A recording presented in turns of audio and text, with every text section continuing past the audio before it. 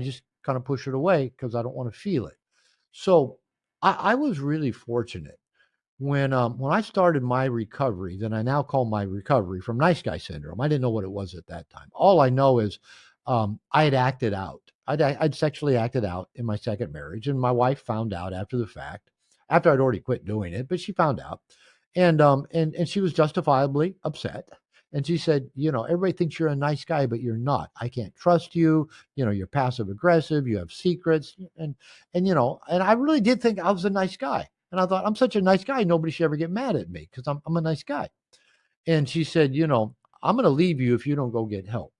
Well, I didn't want her to leave me, even though our marriage was only 2 years old at that point, and really pretty much on the rocks from the day we got married on.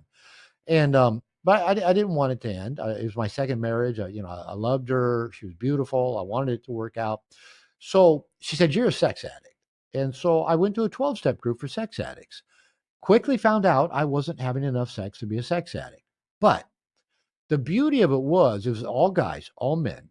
And in a 12-step group, you can share, and nobody gives they don't have what's called crosstalk.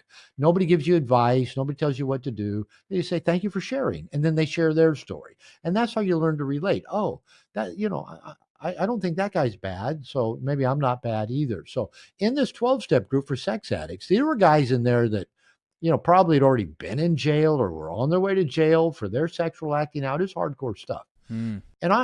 But for the first time in my life, I started revealing things about me I'd never told anybody. Again, I grew up in a fundamental Christian church.